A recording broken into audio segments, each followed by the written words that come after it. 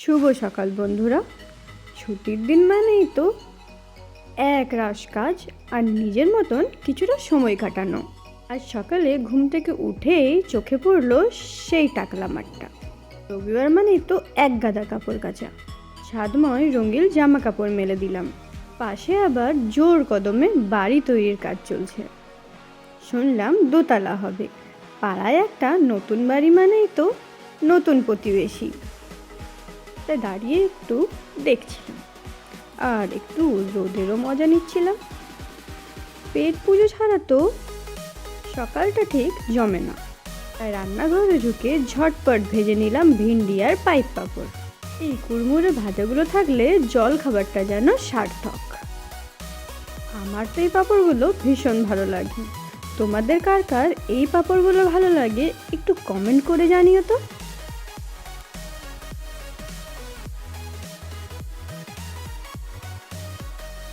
এবার পালা আমার ছোট্ট বাচ্চাগুলোর। না না, রক্ত মাংসের নয়, এরা আমার সবুজ সন্তান। রোজ নিয়ম করে এদের জল না দিলে মনটা বেশ খচখচি করে। দেখুন চন্দ্রমল্লিকা গাছটা বেশ মায়াবী লাগছে না? হেসে যেন আমায় আবার সুপ্রভাত বলছে। আর এই স্ট্রবেরি গাছটা নতুন পাতা গজিয়েছে, ভীষণ খুশি লাগছে সেটা দেখে। আস্তে আস্তে গাছটা একটু বাড়বে আর সাথে ফলও দেবে। আর এই যে রক্তগেঁদা ফুল, এ তো নতুন নতুন ফুলও হচ্ছে। এটা একটু শান্ত করতে চলে এলাম মন্দিরে। এখানে রামচন্দ্র ও বজরংবলীর পুজো হয়। রবিবার হলে তো বেশ ভিড় থাকে। আসলে এটা একটা আশ্রম, এখানে আরও কিছু মন্দিরও ছিল।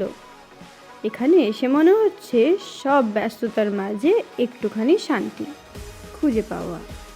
ওখানে কিছুক্ষণ থাকার পর আস্তে আস্তে বাড়ি চলে এসেছিলাম। বাড়ি এসেই পেলাম একটা সারপ্রাইজ। আজ তো রোজ ডে। দেখলাম বর আমার জন্য রোজ নিয়ে এসেছে, দেখে তো ভীষণ খুশিই হয়েছিলাম।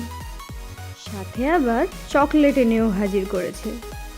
যাই হোক, আজকের দিনটা বেশ আনন্দেই কাটলো। আবার দেখা হবে পরের একটা ব্লগে। টাটা।